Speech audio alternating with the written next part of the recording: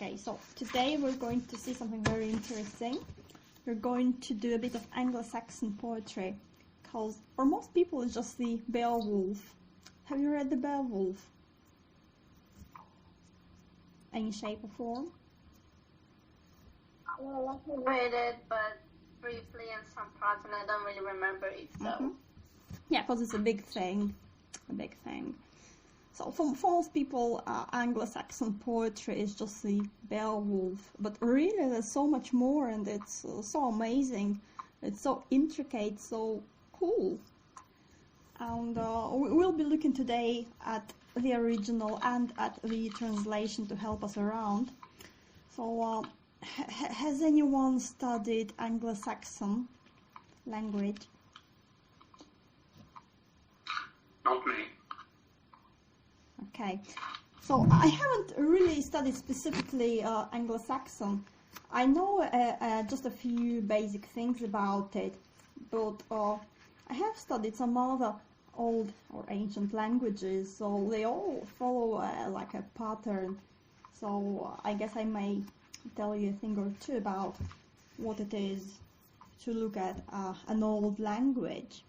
So what's the first thing of all, considering old languages, be it Old Russian or Latin or Anglo-Saxon or some other language? Since it's ancient, it's kind of dead, relatively speaking, so nobody really knows how to pronounce it. People have their guesses, and sometimes they're good guesses, but still we need to remember that it's all guesses. So how do we know how to pronounce it? So either you have a similar word in the modern language, so you can kind of compare and see the pattern, but that can be tricky because words can change and sounds can change. A good way of seeing it is different forms of the word, because English doesn't have grammar. It never had and still hasn't. So back in those days it was even more liberal than today. People would just write it as they heard it. So sometimes you have the same word written in different ways. If a language has a grammar kind of thing, then you would say it's a mistake. Or if it doesn't have a grammar, it's just different forms, different spellings, then you can compare the different spellings. And if the same word here it says C and here it says K, then you assume that the letter C reads as K in that place. Or sometimes if it's poetic, it's supposed to have some kind of rhyme or rhythm to it, then you can look at that. You can guess that the word is supposed to sound this way or that way because it falls in the general pattern of the poem. But then again, we know that poets can sometimes be a bit liberal with the way they use words, with the spellings. And finally, you may look at languages which exist today, which are related to each other, and you find that word and you see how it's reflected in these different languages. And then again, you may make a guess at how it sounded in the old language. So like for Old Russian, you look at Bulgarian and Russian and Ukrainian, then you make your guess. So as we have it here, the text here, again, people do not always agree at how to read it. And since nobody really knows how to read it, we can't really make a big mistake when we read it, because we don't have any Saxons around to tell us that we are wrong, which is good news for us. So a few things we do need to know. So number one, as most of ancient or old languages, Anglo-Saxon had a more complicated grammar than today's English. We still have traces of that in today's English.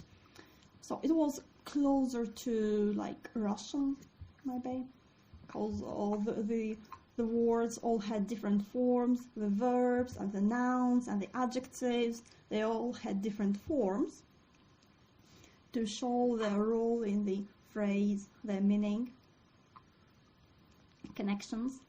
So we had like weak verbs, which are regular verbs, and strong verbs, which are irregular verbs. And I don't really remember, I think there were like 10 different kinds of verbs, all changing differently.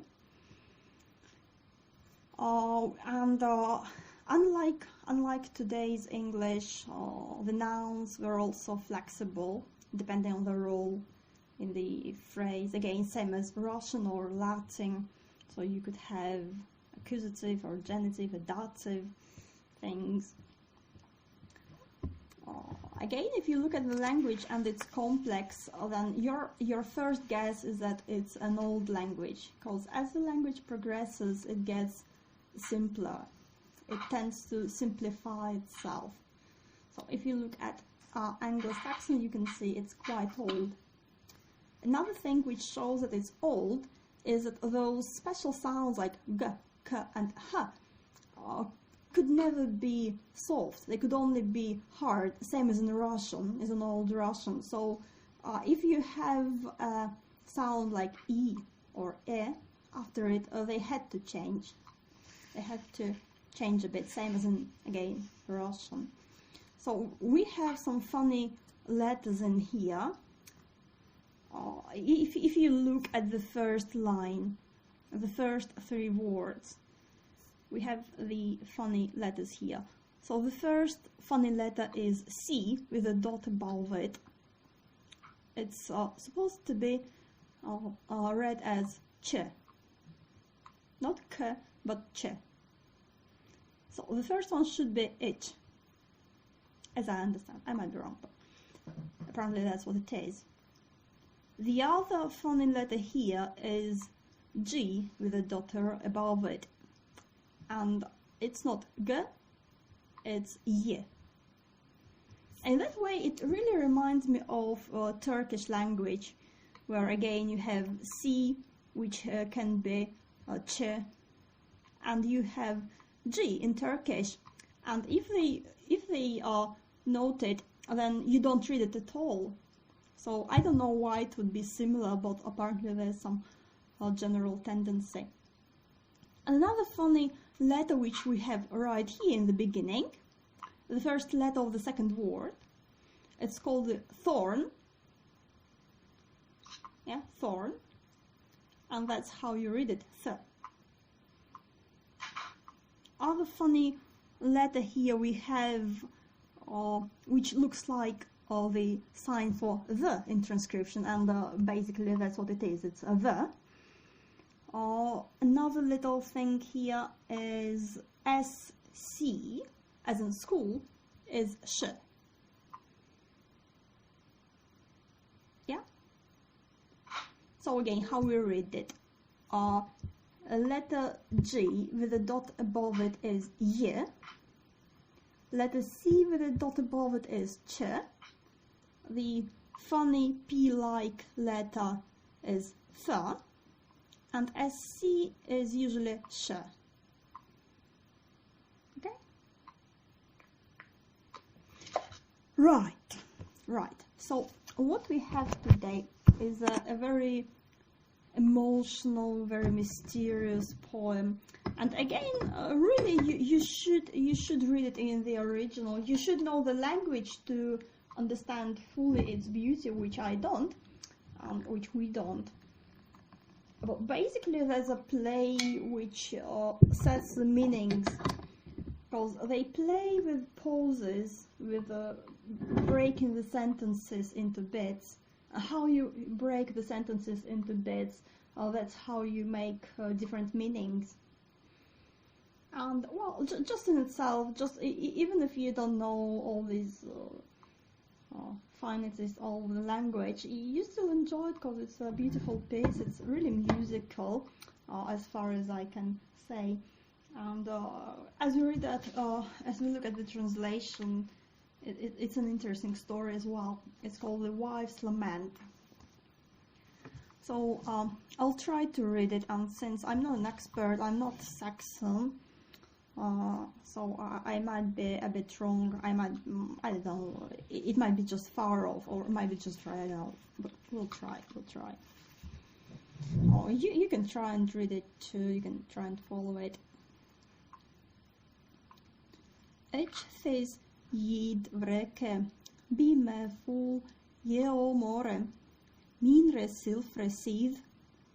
Ich thet seggan mei, chwet ich irmfa jebad, sithan ich up veox, news of the eldest, no ma thone nu, a ich vite won, minra vrexitha. Ist min lav fort jevad, heonan of leodo, offer itha jelag, hefde ich 8 jare, where min leod froma, londes were. Da ich me feren jevad, volgav sechan, winneles vrecha, for minre we thiarfe. On gunon fet thes mones, magas heggan, thurch dirne jethocht, thet hi todelden ung, thet wit je widost in worldrich. Lifton lovely cost, on meg longade. Het meg lafort min, herherd niemand, achte ich leufra lid, on thisum lond stede, holdre freonda. For thon es min jeomor, da ich me vol je megne monan funde, herzeline, jeomorne, mod mi fendne, morthor hic gendne, blithe, je berom, full oft wit biotedan, fet ungne je belde, nemne dev ana, o echteles. Echt is vet ongeworfen, is nu je worden, zwa hit no were, vriendschippe unker. Shall ich voor je neer, mines velaleofan, verve dreogan. Hecht mek mon unien, on woede berwe, under actreo, in van earth schrefe. Eldis ves earth celle, elich elm of longdat, sindon denne dime, duna op her, bitre burgtunas, brerum bewaksne, which winne les. Full oft meg her wrathe bejet, from sith frean, vriend sind on erfan, leofe liefjende, leer verdiad, von ich on uchtan ana gonge, under actreo jont thas earthsgraffing, there ich sitten mod, summer langne day, there ich wepen mei, mine vrexithas, erfotha fella, for thon ich efrene mei, there motiare, minre jerestan, ne eales thes longathes, themeg on thisum liefe bejet, Achille jeong mon, wessen jeomor mod,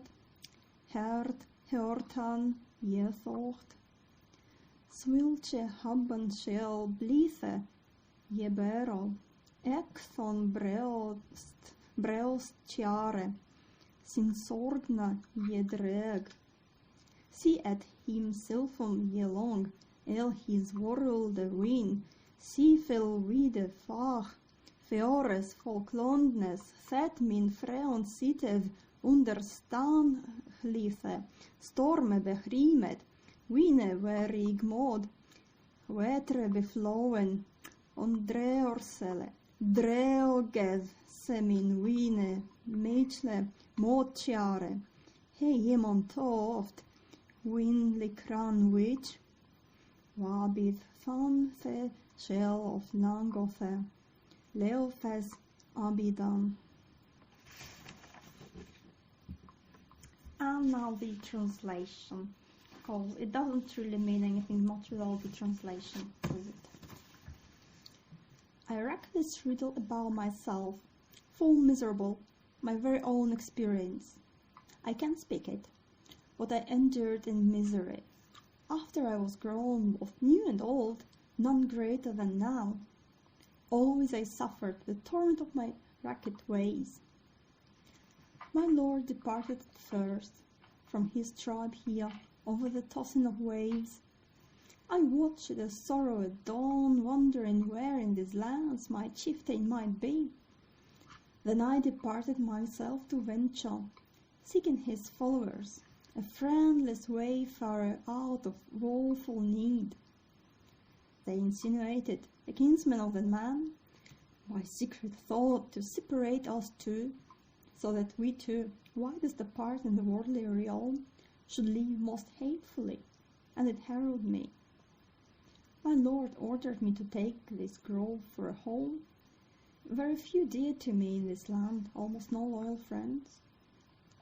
Therefore my mind is so miserable, that I met a well-suited man for myself, so misfortunate and mind sorrowing, a thought kept close, plotting a crime. Keeping cheery, we vowed quite often that none but death could separate us. That soon changed. It's now as if it had never been, our friendship. I must far and near endure the feeding of my dearly beloved.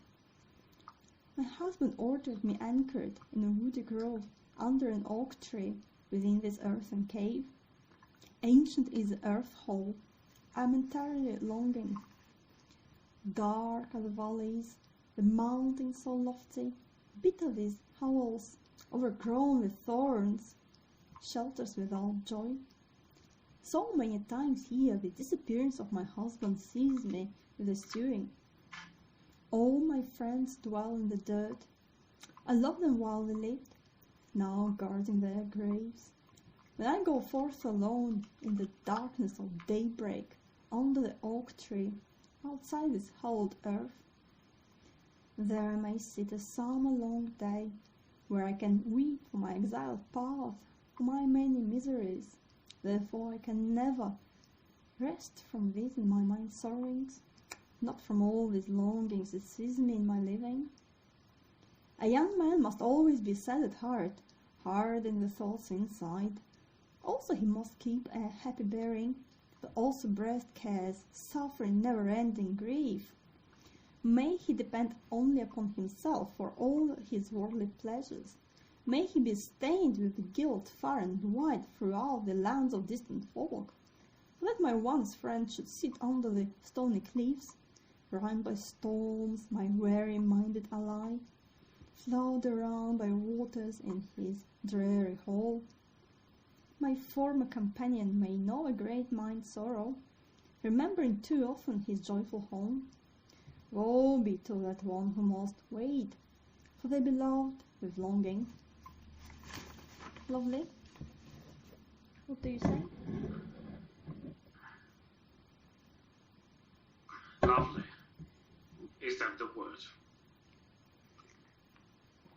What did you say? Well, you said mysterious. Mm-hmm. I would say incomprehensible. Is it? Alexandra, is it incomprehensible to you too?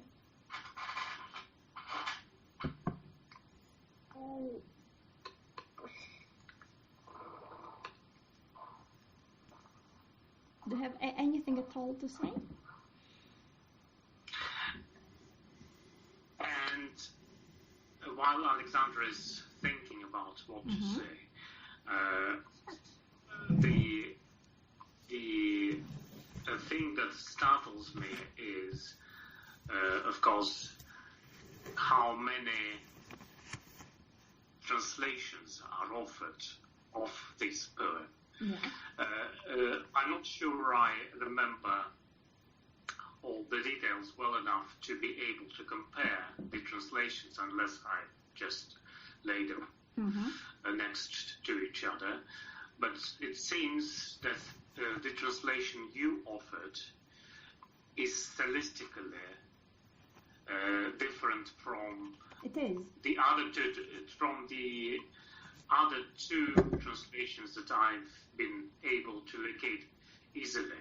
So there are lots and lots and lots of them, and they range both in style and even in the way the lines are printed on the page. Because one of the translations looks like a prose translation, which has these normal-looking paragraphs full of lines instead of separated lines, what the English is. So just... Yeah. If you go to the actual website where you can find this translation, you have the link.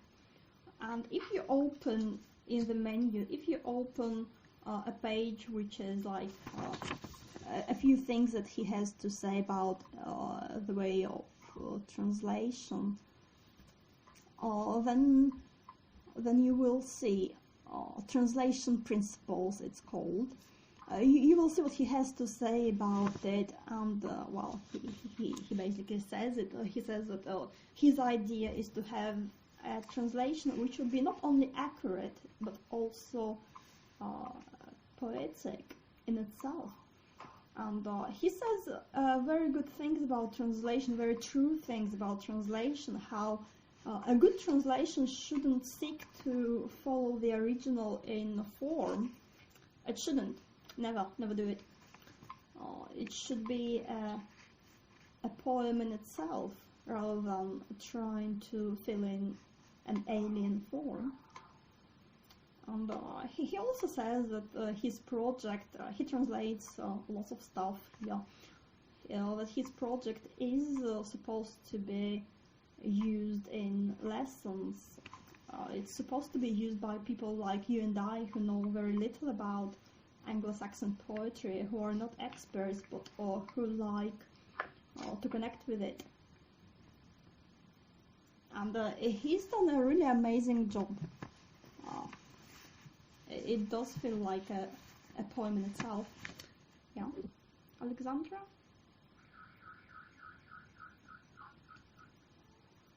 While we were reading it, I thought that it had some kind of form of a ballad, and I also remembered there is this Scottish song, and it's like a funeral song.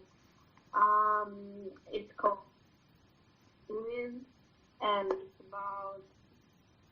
it's about death. So it's like a woman singing a song about her fiancé who's dead and who was a sailor, and it just gave me a similar vibe. So while you were reading it, I just thought that maybe it was written for thinking. Yeah, couldn't be. So what is it about? Did you say? Yeah.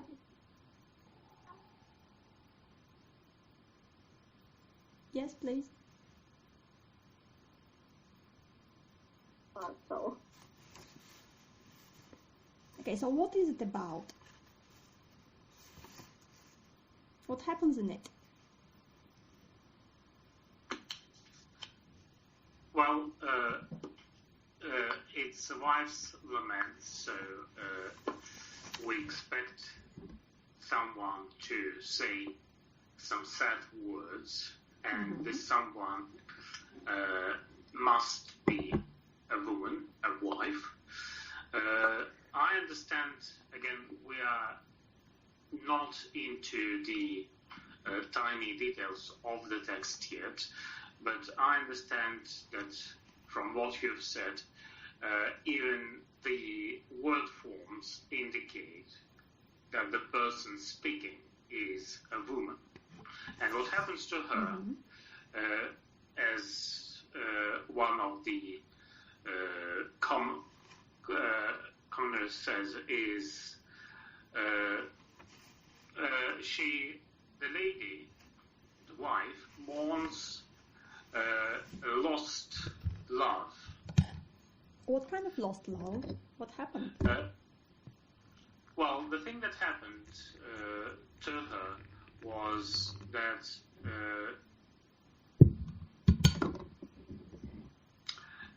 her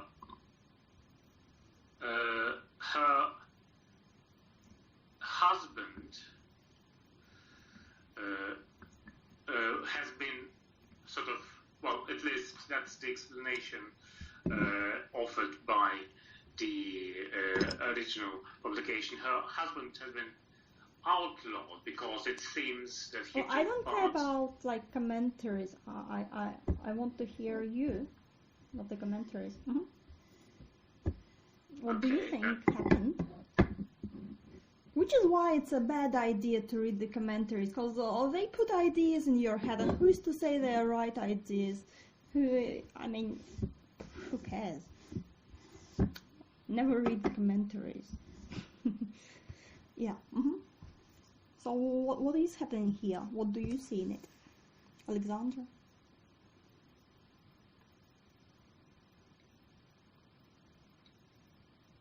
No? Now, usually when you have poetry of those times, it's some kind of a great poetry about great battles, and it is in mostly it's objective. So it's like a third party is telling you what happened. But here we have first point of view, and it seems to be very subjective. Relies on the personal impression mostly of this. The story from her point of view, and she concentrates mostly on her emotions, on how she feels, what she supposes happened to her husband, because she doesn't know that for sure. It has some magic symbols, as I can see from now on.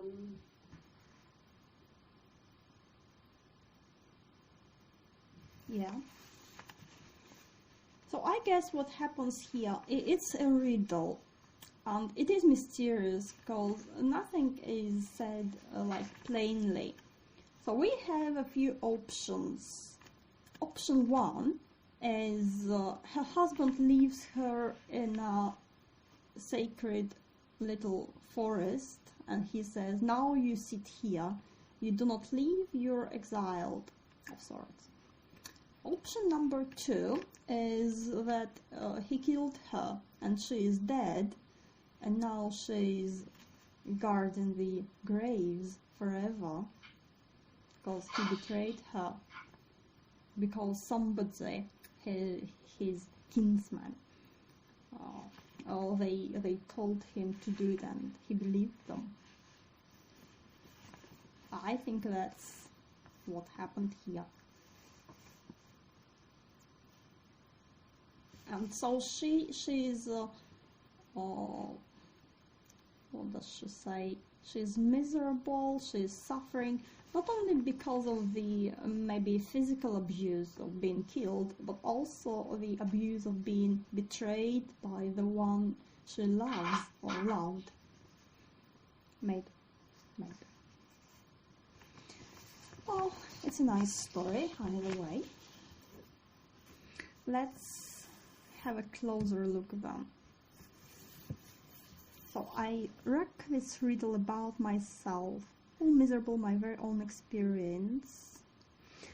Each this yid vreke. So if you look at it kind of for a couple of minutes, then you start seeing it. It's not that difficult if you know the translation, of course. So H is I, this is this, pretty close, yeah, this. Yid, I guess that's riddle. Vreke is rack. Bime, about me. Full, like fully, completely. Yomore, that is sad. So I I tell you this riddle about myself, very sad. Minre silfre siv, minre my, silfre self, again easy. Siv is like journey or experience. Yeah, so we start with it, and already we have sadness, full miserable, full sad. Yeomore. Yeomore. Yeomore is, as the website with the text says, that's feminine, dative, singular. So it must be about her. She's sad. Our journey might be feminine, cause my own journey. So she's sad, and her journey or experience is sad. And it's interesting how we have siv, like journey or experience, which is the same thing. She goes somewhere, literally. Yeah, as we learn from the poem, she goes to this place with the oak tree. At the same time, it's her experience. Yeah. And just look at the pattern, at how the lines are broken into two parts. Again, I don't know much about Anglo-Saxon poetry. I don't know if that is common for it, but here, even if it's common or not common, it looks very in place, because it's about being with a broken heart, being turned into two people separated and made hate each other when they used to love each other. Can you see it?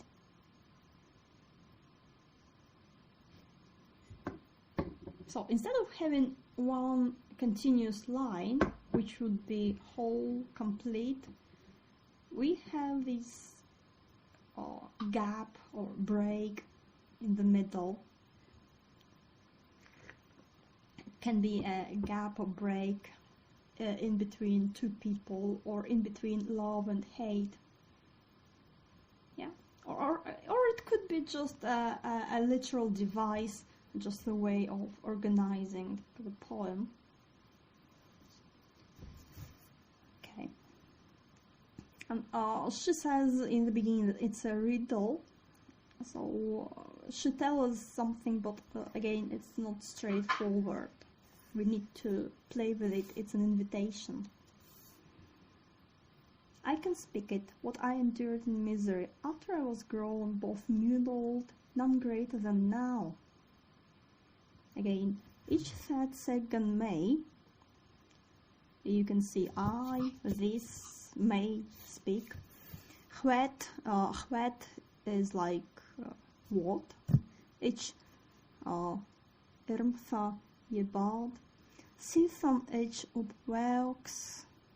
Again, sithan, I guess from the context must have something to do with the way, because we have rexifa, so maybe it's connected.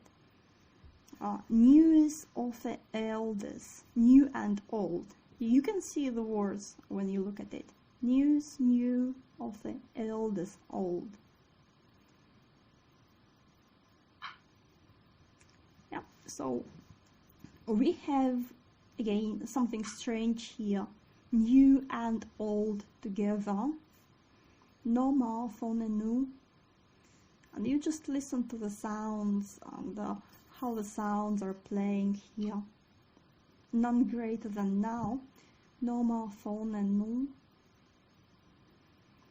Yeah, we have these connections between words in the phrases. Ich wite won, yeah, wite won, min rexifa, my racket ways. So rexifa, and it brings us to the beginning, which is I rack this riddle. You can see it, yeah. And sifa, like sifan early before. So again, we have one bit of the word in one place and another bit of the word in another place, and in the end of the line they come together in a new way, in a new meaning. Yeah? Rack and way, and then together it's racked ways. And she tells a lot about herself here. My, I can speak it, myself, my experience, I can speak it, I endure it, I was grown, I suffered. Yeah? So it's very, very personal. And as we start reading it, we connect with this personal attitude. We look at it from inside, not from outside. We are in her place. So what can we say about this first bit?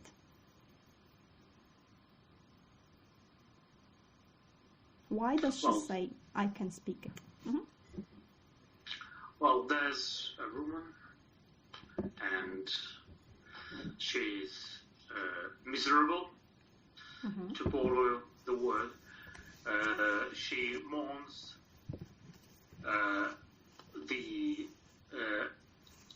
she mourns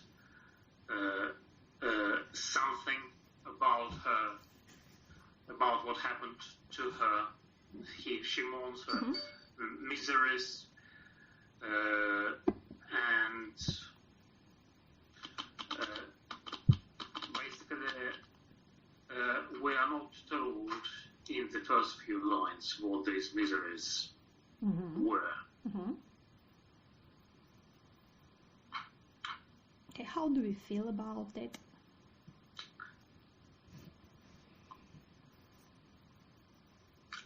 Well, my feeling, again, that's probably only true for me, is somehow indirect, because in order to be able to understand what's happening, Mm-hmm. I'll have to read the original text, which I don't understand, then the translation, which I don't understand, then some of the comments on the translation, which I do understand, and we just work with what we can understand. That's what we do. We may not know some detail, we may not know some words, we may not know, but what we do know, of the translation, for instance, what we do know, it affects us in its way. It doesn't matter. It doesn't matter if it's a translation or the original. It is the original in the sense that it's what we have, what has us. So we react to it. It doesn't matter if we do not react to the very original text. It matters if we react to the translation because it's working. Now we talk about the translation. We don't talk about the original. We can use the original to look at some details, to get the feeling of what it is originally. But as for the meaning, we then add the impression of the original to the translation to get a better feeling of it.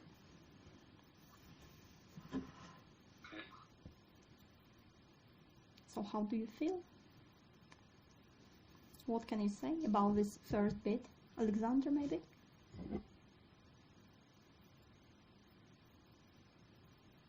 So we have lots of happy words like miserable and misery and suffering and torment. Yeah, so we go into the poem and we already know that it's not going to be ponies and rainbows and butterflies. We know it's going to be hard. And here's a woman who's talking about her hard experience, and she says, I can't speak it. How do you feel about it? What does it imply? Why does she say, I can't speak it?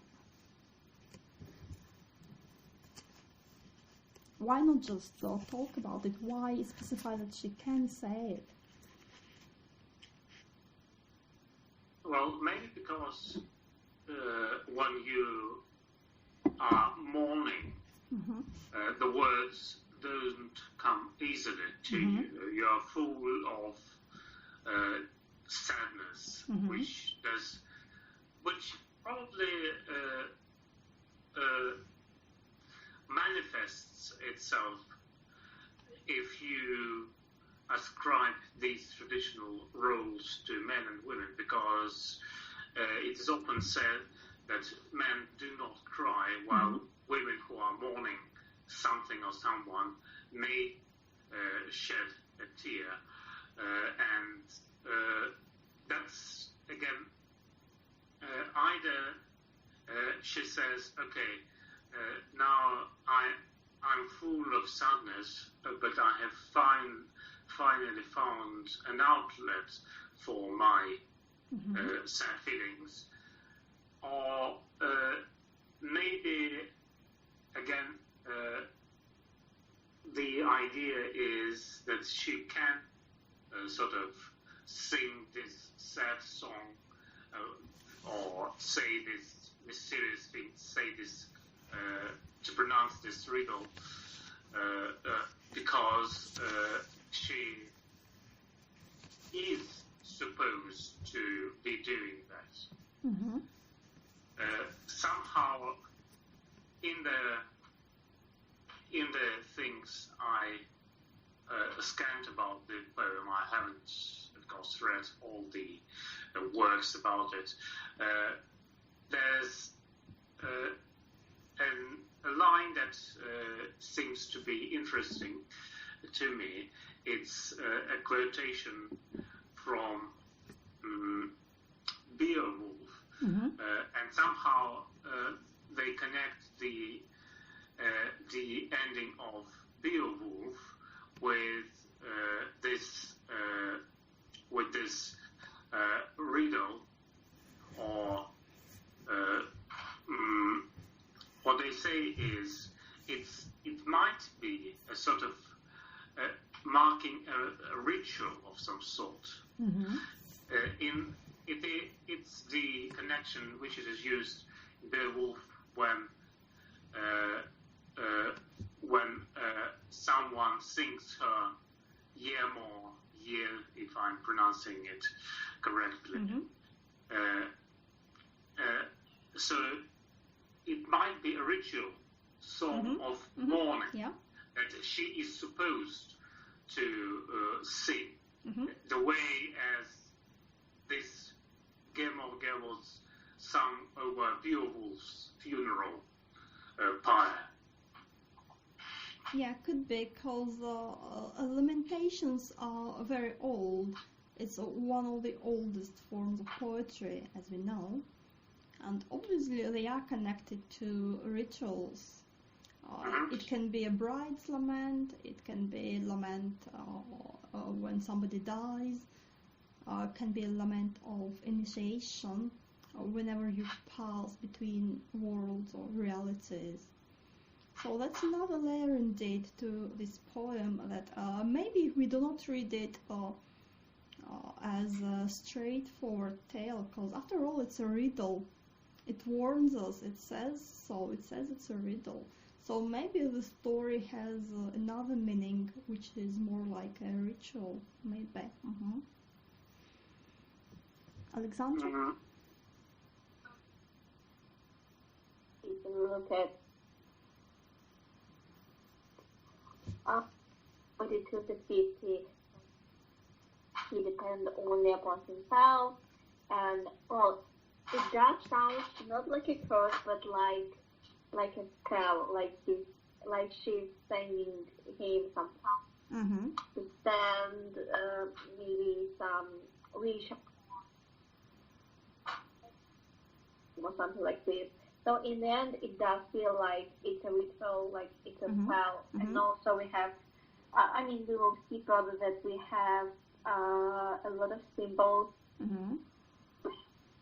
We have chords, and such precise attention does tell us that it's magic. And also we have oak tree, and oak tree is very magical tree, and it means a lot in lots of pagan rituals.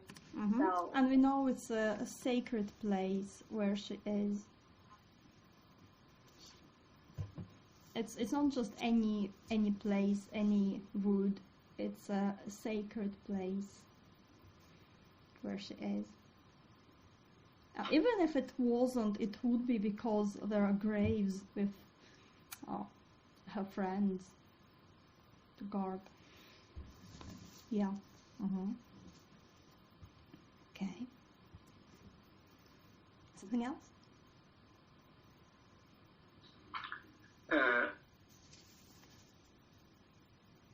Some Latin for you, if you want. Yeah. From Hostetter, the famous Roman writer writing about Germany, Germania, who says, "Feminis lugere ponentum est ili luminescit," which is translated for me in the way it is considered, probably among these tribes, the tribes we are talking about, it is considered appropriate for women to mourn and for men to remember something. A very, well, a line that I think sums up some of the rituals and songs and customs. Well, is that what happens in here? Do you feel like it's something that women should be lamenting about and men should be remembering about, or is it something more personal? Well, it is personal. It is personal. As you mentioned, she often uses the word I. She uses the words such as myself. So that makes it personal. But of course, something which is ritualistic and something which is personal are not necessarily at odds with each other. Yeah, that's right. Right. Then let's go on a little bit. So now that was just the introduction. She says, "Now you look at me. I'm miserable. I have always been miserable. Yeah. H vitevon menra vrexifa. Always I suffered the torment of my racket ways." So by saying always, it's like again placing her outside of time, and she is both new and old. Again, something unusual. How can you be both new and old and none greater than now? It can only be if you're out of time. How can you be out of time? If you're in a trance or if you're dead. In other words, when you're in that space with spirits. So apparently that first bit says that now she can speak it. Maybe before she couldn't, but now she can speak it. Now she has the power to speak. Because to speak is to have the power to speak. You can't just say what you like. There are certain things or mysteries which require power to be said. Even then, even though she says I can speak it, she can't say directly. She has to make a riddle. So again, the knowledge of the story which she gives us here is something big, something powerful, so powerful that if you hear it directly, it may kill you, or it may make no sense to you. So maybe there's some information which you understand when you read it to understand it, or maybe it's so powerful that you can only speak about it in a riddle and from the timeless position. So that was the introduction, and then we have the story beginning. My lord departed at first from his tribe here, over the tossing of waves. I watched the sorrow at dawn, wondering where in these lands my chieftain might be, which is here. Erest min Lafort. So min Lafort, you can see my lord. Ye what? By now you can see that the words which start with ye are all like verbs. Hail noun of Leodum. And apparently Leodum is like of a tribe, because we have Leod Froma, which is apparently the tribe leader. Offer Isa Jelak. Hevde ich uchtjare. Hver min Leod Froma Londes were.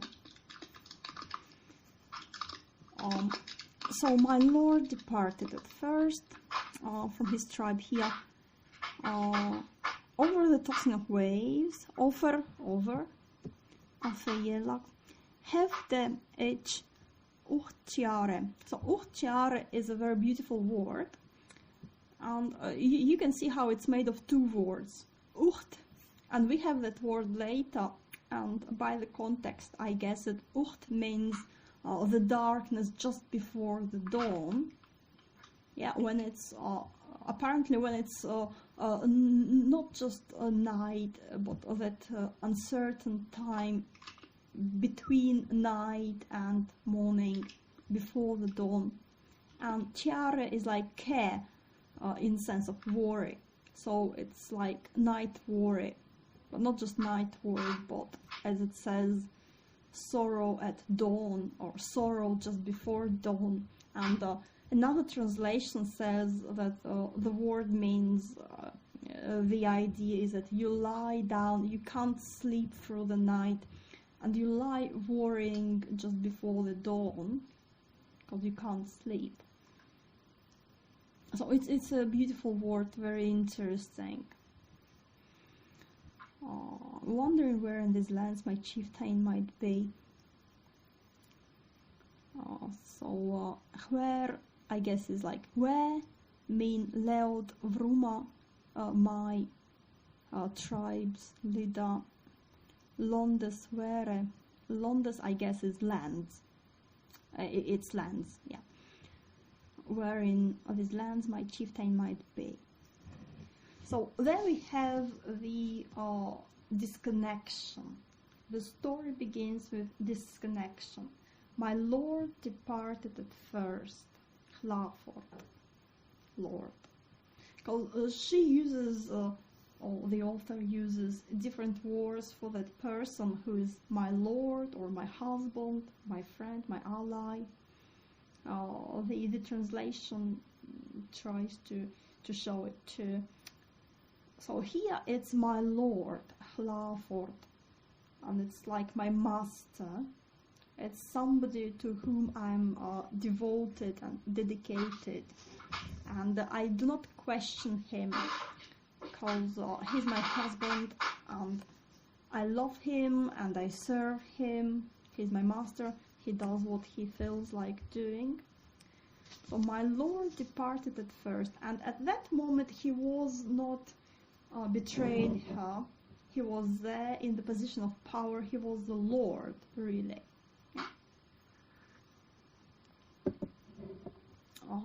And of course you have the music, lots and lots of music, like Hail Noun of Leodum, Hevd and Hver, and Leodum, which turns into Leod Vruma. Yeah, so tribe, like big tribe, and turns into Leod Vruma, like tribe leader, concentrated. Yeah, and we have water over the tossing of waves, and water turns into lands, wondering where in these lands. We have distance, and we have something very, again, personal, not just, oh, he's somewhere away across the sea, across the land, but she can't sleep at night because she's worrying about him. And she's sad, she's worrying, she doesn't know where he might be and or what might be happening to him, what kind of ideas he might be getting. She can feel it, or maybe it's like looking back, or maybe she already knew what was coming. It kind of reminds me one of those old Russian stories of Peter and his wife, but they had a happy ending where she was a simple girl and made him marry her, and he took her to the palace, and other people weren't happy and they were like, oh, you should divorce your wife and maybe kill her. He nearly did. So here it's like the same story, but which went down another path on that fork, where he does listen and he does kill her. She can feel it. We have time, dawn. Yeah, we introduce time in here, but at the same time it's timeless. At the same time it's timeless.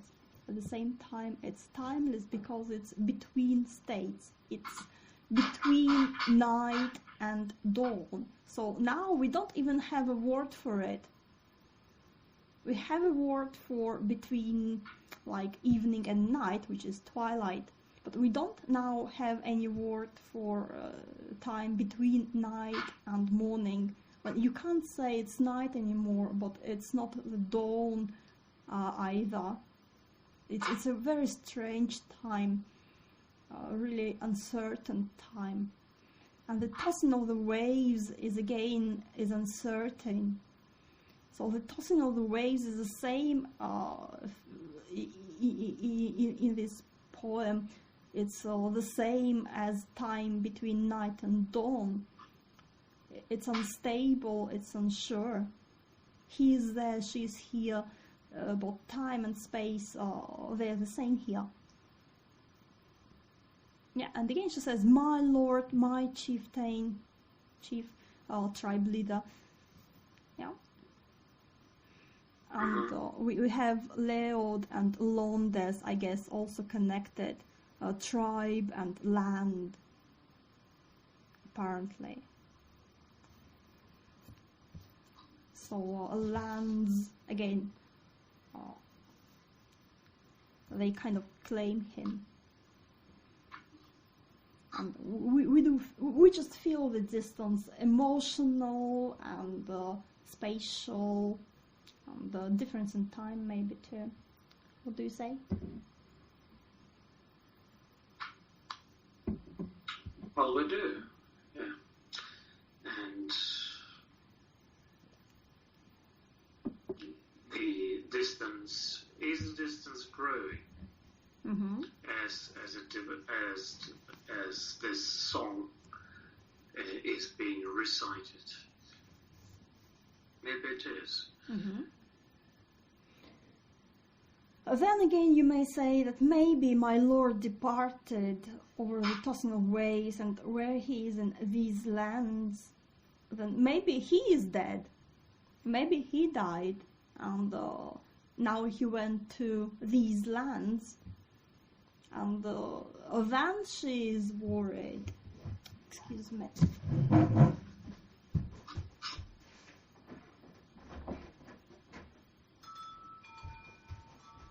And she's worried just because when you're alive you have no idea where the dead go.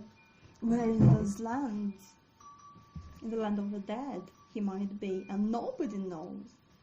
Maybe that's why she's sad.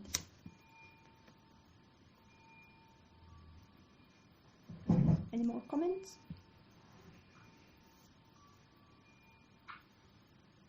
No. Okay. Phew. It's really amazing to look at these texts. I really enjoy it because it's really musical, really melodical, and you see all these strange words, but you look at them closer, than they're not really strange. It's good for you. Right. Then I departed myself to venture, seeking his followers, a friendless wayfarer out of woeful need, which is here. Da ich me fernjevad, Volgav sechan, wineles vrecha, for minre we thiarfe, on gunon thethes mones, magas higgen, or where was it? Just here. Daich me feren jevad, then I myself went or departed. Feren is like I went, and jevad is departed. So is it the same word? Which min lauert jevad. So it's the same word here. And the line 6 and here. So I myself went, departed. Volgav is service. Sechan, I guess sechan is something like seek, might be. Seeking service. Seeking his followers. Wineles. So wineles is nice. Wine is friend. And we have that word coming back. Wine is a funny word because it means not only friend, it can be friend, ally, lord, husband. It's all the same word. My husband is my friend, is my ally, is my lord. So wine is a really powerful word. Again, when you look at the word and different meanings it has, it kind of shows you the mentality. So who is your husband? Your husband is your friend, but at the same time he is your master, but at the same time he is your ally. So all sorts of connections. So it's wine less, less like less. Vrecha. So maybe vrecha here, apparently it's connected with vreke and vrexifa in the beginning, like racket, vrecha. So winnerless could be like here, friendless wayfarer, or could be husbandless, lordless, because her lord, her husband departed. Now she has no lord, no husband, no friend. Friendless wayfarer. For minre vethiarfe. So out of my own woeful need. So where, like wo thiarfe, my woeful need. So again, we have lots of happy words in here, as you may notice.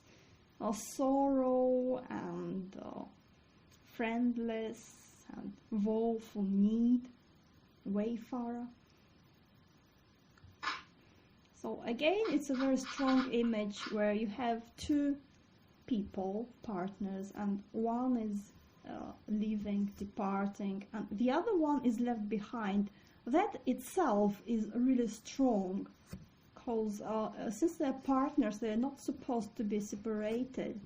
That distance, which should not be there, creates tension, creates emotion, creates the power. Because we, as we read it, as we connect with it, we feel like that's wrong. We feel the attracting power like two bits of magnets. They want to be back together. And then we see that the power is so strong that the wife here cannot stay. She has to follow him, even though it's not a happy picnic. It's a woeful need. So why did she go? Why wouldn't she just stay where she was? Wasn't it because he asked her to? Maybe.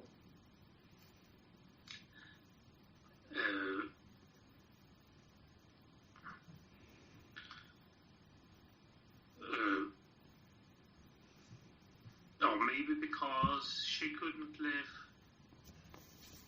without him. he departed, and she departed herself to venture because she needed to be where her Lord was. So what she says here, she went seeking his followers. So the original again seeking service, people at his service apparently. If she just wanted to be with him, why would she be looking for his followers?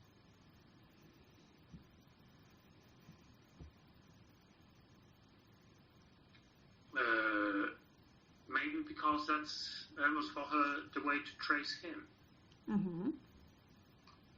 In which case he isn't, or not necessarily dead, but just away, and he's in some way lost. So she doesn't know how to find him directly. He never sent her any messages. He just disappeared. Yeah. And now she's taking it into her own hands, trying to find someone, his followers. And again, followers, and we see a number of people. And if they're followers, again, they are loyal, they are following him. Not exactly friends, of course, but allies, again, people who can support him. Who are at his service, and literally the next word is friendless. So we see the difference, we see the opposition between the man who has lots and lots of followers, supporters, and a lonely woman who doesn't even have her own husband anymore. Yeah. Anything else here? No. Alexandra?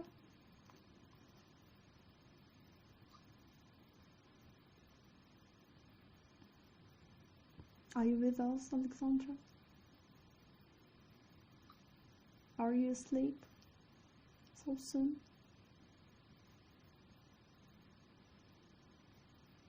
Maybe she is asleep. Okay. They insinuated the kinsman of that man by secret thought to separate us two, so that we two, widest apart in the worldly realm, should live most hatefully, and it harrowed me. Not now. I can't hear you. Now I can hear you a little bit.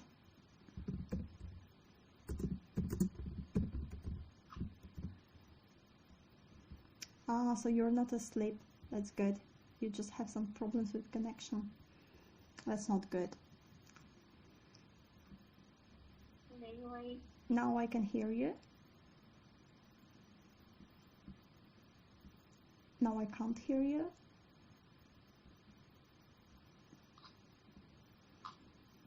Now I can't hear you.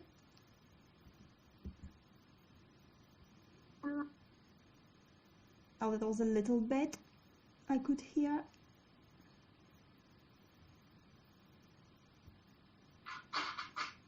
Oh, maybe you can type it down and we'll read it. Apparently there's something wrong with the connection. Hopefully we'll be back to the cafe once we know some time which would be good for everyone. Okay, let's try it like this. Can you hear me now? Yes. Okay. Good. I can hear myself now too. Yeah, sorry about that, but since my headphones are kind of broken, that's the only way. Yeah, that's better. So do you have any comments? No, not now, but I'm with you and I'm not asleep. Oh, good. Phew. Okay, right. Now we have Ongunon Thethes Mones Magas Hicken Thur Dirne Yethocht Sett he todelen unk, sett wit je widost in worldriche, lived on lovely coast, on the Meg Longade. Again, here we have, the translation has a break. The original just goes on here as all the same phrase, the same part. Sett ses mones. Again, you can read it in a really spiteful way. Sett ses mones. Those men. Higan versterhe gehocht. Sett he todelen unk. To separate us two. So another really cool feature of Old English was the word which meant we two, or two of us. So we don't have it in today's English, as you may know, but wit was we two in Old English, and the forms, the flexes were like unk forms. So unk here is accusative of us two. They wanted to separate us two. And again, I think it's a really brilliant word. Wit, unk, unker, all the forms of it. Because on one hand, they want to separate them. At the same time, they're not separated. It's not he and I. It's us two together in one word. Unk. Like one, unk. Two but one. Sett wit je widost. And again we have wit, we two. So twice here, unk and wit. We two, we two. She repeats it. We two. Widest apart in the worldly realm. Je widost. Apparently that has to be with wide. Being wide apart. Worldriche. World realm. You can see the word world. Worlde. Yeah. And riche is a funny word because it's like realm, but it's the same as German Reich. Riche, Reich. Yeah. So like it's a realm, but it's like more than just realm. Dimension, you may say. Reality, dimension, modality. Worldriche. So we are separated in the world dimension. Not in spirit dimension, but in the world dimension. And they want to separate us in the spirit dimension as well, by making us hate each other. So you can see how that separation grows. And not only it's in space now, but now it's going to be the real separation. Because the separation in space means nothing. It's nothing. It's like in John Donne, with his poem which we looked at, like dull sublunary lovers love, let them care about touching each other. But we may go as far apart as we like. Our connection is like gold. It can be really, really thin, but it never breaks.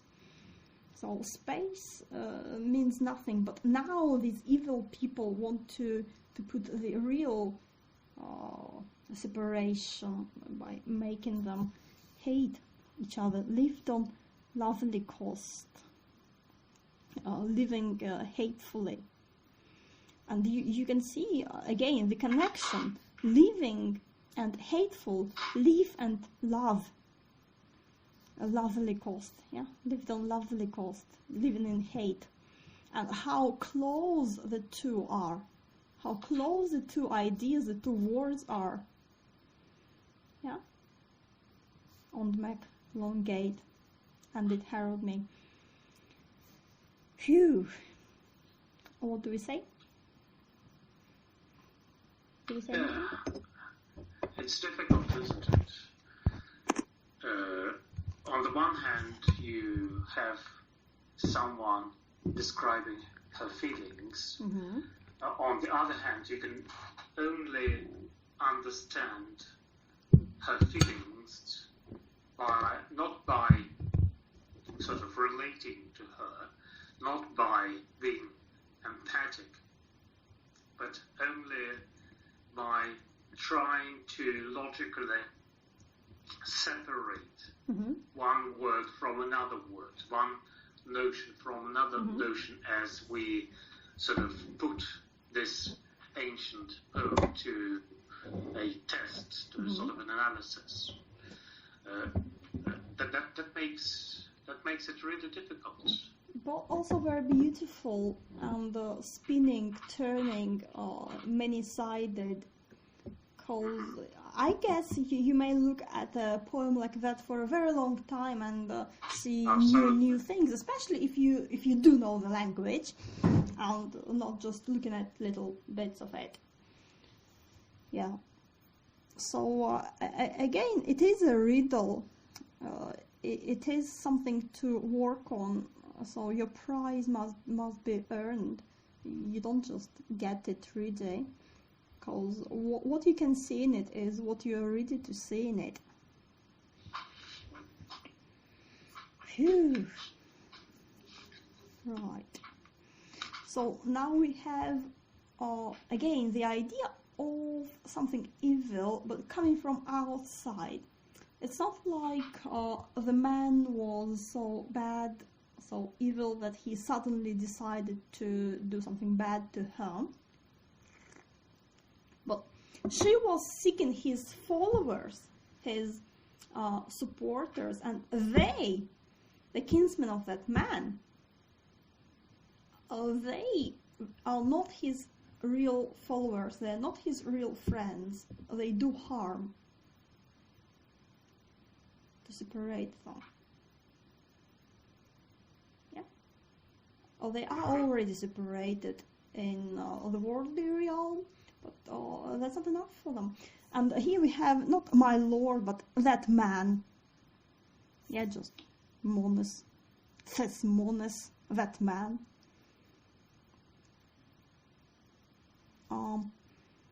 Mangas Higgan. I guess that must be secret thought. That's a guess. I might be totally wrong about it, but Magas like magic, maybe.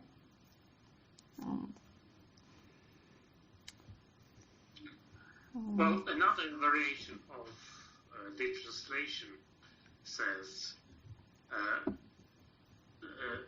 when describing this mysterious followers, his followers, it says, inasmuch as I departed on a journey to seek the service of some helpers, because of that, the man's kinsmen began to plot in secret to part us. So, here the interpretation is that she did want to make use of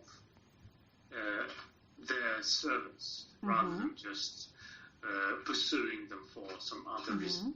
But again, it's one of the interpretations. Well, what I like this translation that we are using is that it's, let's say, academical, and the man says so, that he studies these things, he loves them, and he really knows what he's talking about. So you can follow the original with that translation. It's amazing. So at the same time, it's really poetical. It's really good. So I have no choice but to trust it, really. But still, yeah.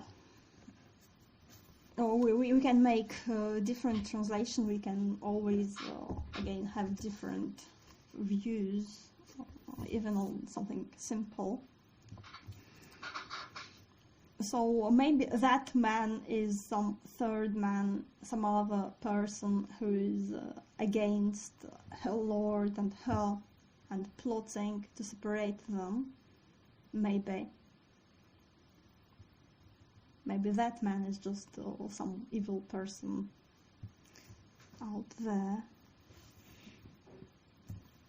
Okay? Right. So I guess Higgan is like a thought because he apparently is mind or thought thinking.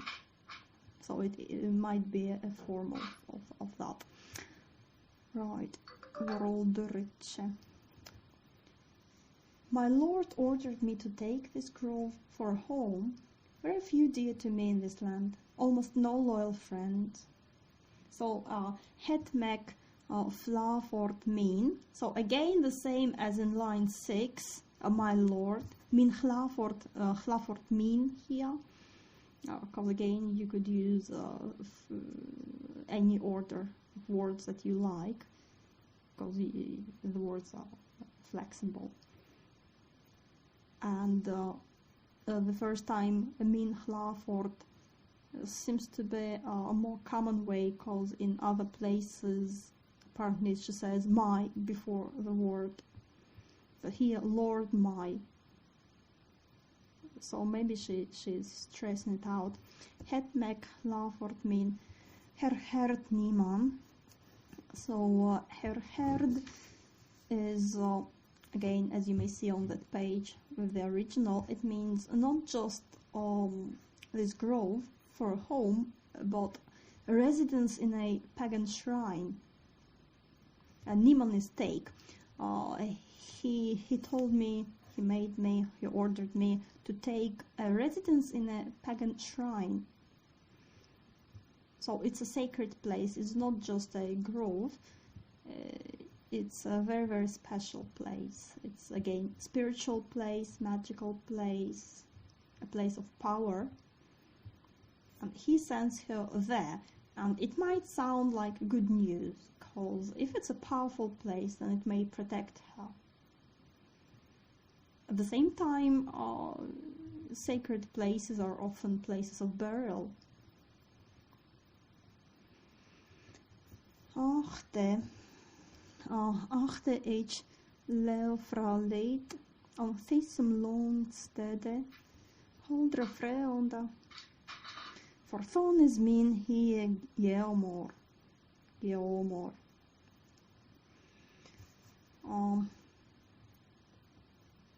So again, achte ich leufraleit. So leufraleit, again, music. Leufra is beloved or pleasant. And if you look at it, the word leufra in different forms keeps appearing through the poem, same as yeomor, sadness. So love and sadness are competing in the poem. It's like a race, and who will win? Who comes first, love or sadness? And if you look at it, then Hlaford is kind of the same as Leofra, kind of has the same sounds to it, more or less. Yeah. So Hlaford, here it's close to the word Leofra, so we can see the connection. We're not making it, we're seeing it. So when she says Hlaford, it's not just Lord, like master, but also Leofra, beloved. So here in the beginning, she trusts him, she loves him, she trusts him, she follows him. Thissum londstede, again, this land, londstede, land, Thissum, this again. Holdre freonda, so friends, freonda.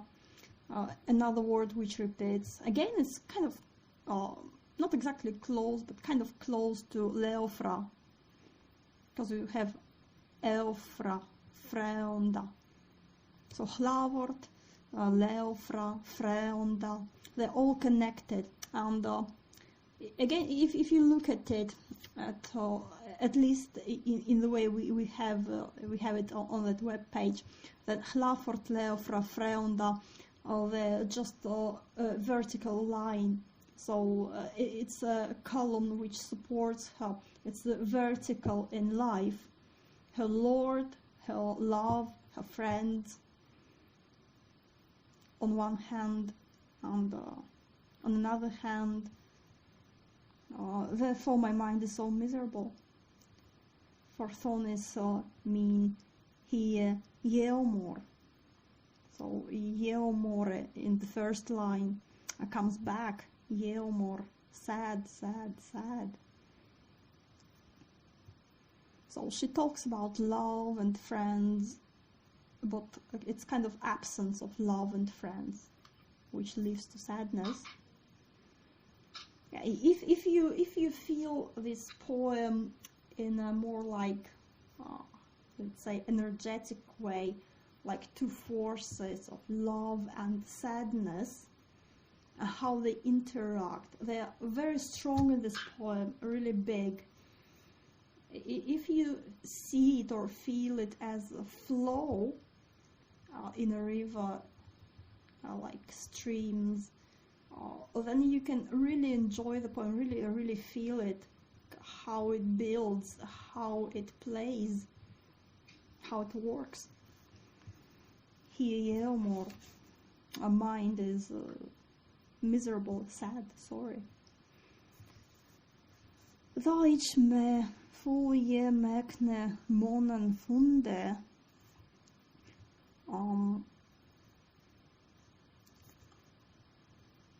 herzeline hie jeomorne mod mi fenne more for hig gendne. Therefore my mind is so miserable, that I met a well-suited man for myself, so misfortunate and mind sorrowing, thought kept close, plotting a crime. That bit. My lord ordered me to take this girl for a home, very few dear to me in this land, almost no loyal friends. Therefore my mind is so miserable, that I met a well-suited man for myself, so misfortunate, mind sorrowing, a thought kept close, plotting a crime.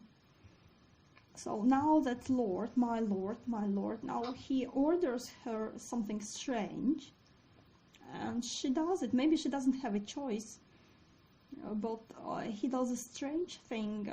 He sends her to a faraway place with no one around. She's lonely as she is, and that place makes her even lonelier. That land, just if you say that land, then it's some faraway land. It's not your own land. And so my mind is so miserable. So min hie jeomor, that I met a well-suited man for myself. Ich me full jemekne. I really met a monan funde, a found funde, a monan, that man. Herzeline, and misfortunate and mind sorrowing. So Herzeline, it's line 40 something, 3. Herd, it's the same word, herd, like sad, misfortunate. Herzeline, and in the end, where a young man must always be sad at heart and hard in the thoughts inside. So that's apparently the same here. And hie jeomorne, hie, as we had just 2 lines before, yeah, it mean hie jeomor, and hie jeomorne. The first time we see it, there are 2 different words. My mind is sad, and now it's again comes together, sadness in the mind. Yeah, hie jeomorne, like one word here, the same as we had vreke and sithan, and they came together to be vreksitha, my wrecked ways in the beginning. So again we have one part, another part, and they're separate, they're something different, and then they come together. Same as there's this lady and her husband, and they may come together and form something new, not necessarily something happy, but some new construction from flying bits. Yeah, hiiomorne. Yeah. Mod mifenne. So mod, apparently it's like, you can say mod like modality, attitude, but also mod is like spirit or thought or mind. So we have one word which is here for mind, and another which is mod, more like modality. And here we just listen to the words morne mod mifenne morthor hikgenne. We can hear her moaning. How she's not really happy. Higgendne, I guess, again it connects with line 11. Yeah, Maga's higgan, secret thought, and here the same plots in a crime. Morthor, I guess morthor is like morphing, plotting, making. Higgendne, again some secret thoughts, some plotting. And we see that the word higgendne is same as Maga's higgan. They, the evil people, they're insinuated by secret thought, and now it's the same. It's making secret thoughts which are crime. Yeah. And as for the meaning again, so there must be love, there's supposed to be love, but instead there's only misery. He is so good, he is well-suited man for her, but there's no love. Something's wrong, there's only misery and crime. Comments?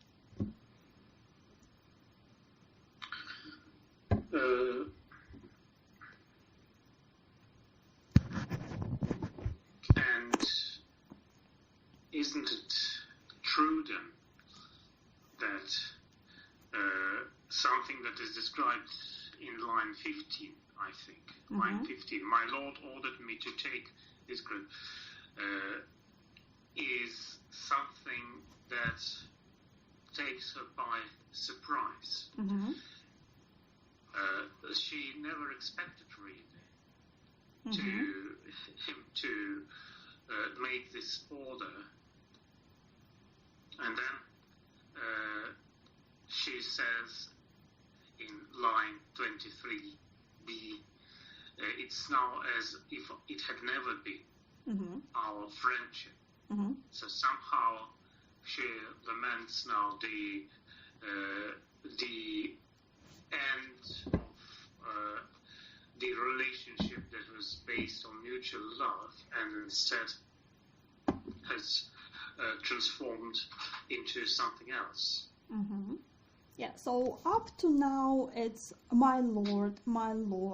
So she trusts him, and then he does something strange and she starts questioning him. Alexandra?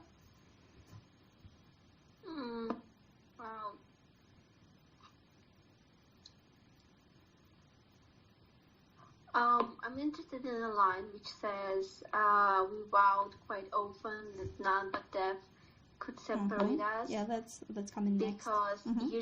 Because usually when you have a marriage, you vow just one time at the ceremony.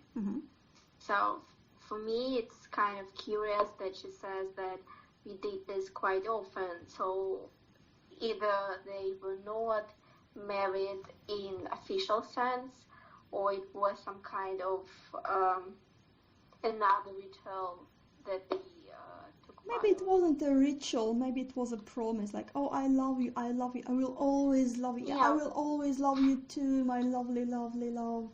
Or maybe that's what they meant. But still, it's a marriage vow. Usually people say this at marriage, so... Well, it sounds to me like they were just cheery, happy.